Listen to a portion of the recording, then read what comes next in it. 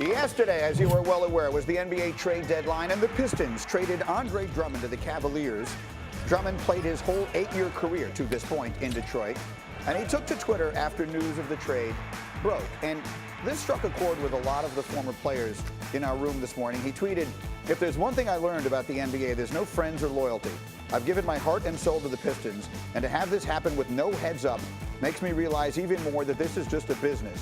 I love you, Detroit." And then he went on to say a few other things in there, but that's the part of this that really stuck with us, is the idea of loyalty. And Acho, you were the one who brought this up in our meeting this morning, so I wanted to give you the floor first. When you read that tweet, because I know that really struck you, what did it make you think? Two things. I feel for him and I feel him. Meaning, I feel for him in the sense of, dude has been playing in NBA purgatory for the last 7 years, since he got into the league. Detroit, the best they finished in his tenure is 8th in the East. That's the best. So he's been out there slaving. He gives you 18 and 16 this year, leads the league in rebounds, doing the dirty work. And then you're going to trade the man who clearly isn't the problem without a heads up. To me, it's not just a basketball thing, Greeny. I remember Jamal Adams with the Jets coming out earlier in the season and saying, wait a second, y'all going to trade me? And the GM and coach were like, everybody's on the trade block. So I get his frustration, I get his pain, and I get just his he was pissed off, and I get it. I get it. I've been on the other side of those conversations, guys, and it's hard. You know, those positions, you're not in the people-pleasing business. You have a responsibility to the organization. With that said, you also have the right to like people more than others when they've been around the organization for a long time. So I do try to give players a heads up if they had been there for a while to say, hey, within reason, this could happen. We have to do what's best for our organization. And when you go in the NFL from 90 to 53 on those final cuts, I always told our staff, there is something wrong with us that we're cutting. We are firing 37 people today. It should pain us somewhere inside, even though we have a professional responsibility. And it's that balance that's very hard. So I've been on the other end of those conversations, but I can see where the player's coming from. I understand what you're saying. And the notion that they could have given him some heads up, I understand all of a sudden you're moving your family, all these changes that come along with it. But, you know, I'm thinking back to a conversation that I once saw Jerry Seinfeld having. And this is a long time ago when he was maybe the most famous person in America at the height of the popularity of his show. And he had a girlfriend at that time, and they were very much in the paparazzi following them around everywhere. And I saw someone ask him, does it bother you that you're not able to have any privacy? And he said, you know what? I accept the totality of what's going on here, which is to say, I wanted to have a hit show. I wanted to be a big star. I wanted this to be a success. And I accept that this is what goes along with it.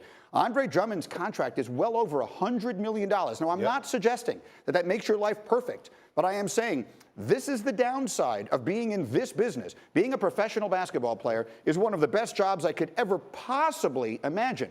The downside is you might get traded. And that, I think, given that and going into it eyes wide open, knowing that's on the list of possibilities, there are a lot of people I feel more sorry for today. When people's backs are against the wall work-wise, there's no loyalty anymore, right? If you're a GM and your back's against the wall to a certain degree, I understand that you could have made a phone call, but still you have to do what's in your best interest to keep your job. You want to win too, right?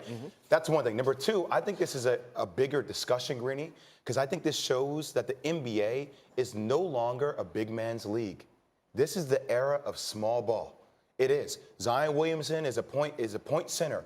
Look at what happened with the Houston Rockets and Clint Capella, sending him over to Hawks. I think he'll be good with the Hawks. But the league is moving towards more versatile pieces and not a guy for Andre Drummond, a double-double. I mean, he's like a Wilt Chamberlain type of player to a degree. Not comparing him to Will. I'm just saying rebounding, a traditional big man. That is no longer the case with where we're going. Well, Andre Drummond knew for a couple of weeks that he was on the trading blocks because it's been publicized everywhere. We're trying to move Andre Drummond.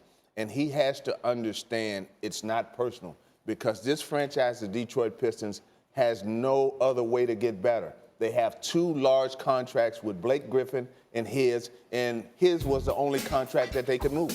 To a degree, Acho, I guess what I'm saying is you're a player. You're an asset. You are sort of an asset of an organization, and there are the way the rules are set up, this is very much a possibility. Here's what I'll say. Yeah. I'll say this. Clearly, I'm biased because I was a player. I am a player. I'm always pro player. But where I disagree with your point and where I don't think that anyone, unless you've truly played the game, can say, and I hate usually saying that because it's a lazy take. You don't know. You haven't played the game. But here's what I'll say. Players' money is not typically the primary motivation. How do we know that? Let's look no further than 5 days ago, the Super Bowl. Jimmy G took about a 95% pay cut to play in that game. To win the Super Bowl, you only get $104,000. I say only. Jimmy G's paychecks are well over $1 million, his game checks. Drummond, you're not playing for money. So to sit there and say, well, he's getting paid $100+ million, he should be okay with that. Because that's not his motivation for being on the court. His motivation for being on the court to me is winning. That is pending upon who the player is now. That's right. Fair.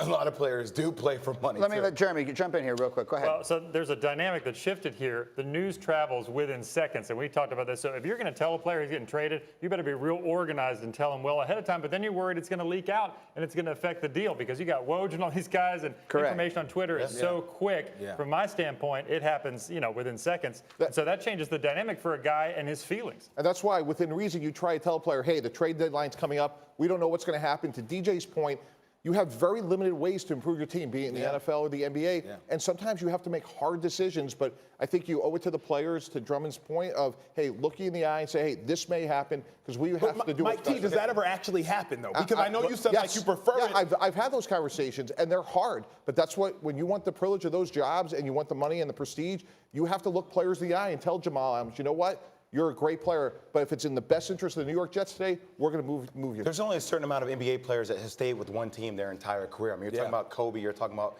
Michael Jordan. But Michael Jordan even went to the Wizards right after retirement. Even D. Wade. I mean, Mr. Wade, like Miami, right? It goes to Chicago, comes back. So you have to not take these things so personal and understand the overall 360 degree of the business. Thanks for watching ESPN on YouTube. For more sports, highlights, and analysis, be sure to download the ESPN app. And for live streaming sports and premium content, subscribe to ESPN Plus right now.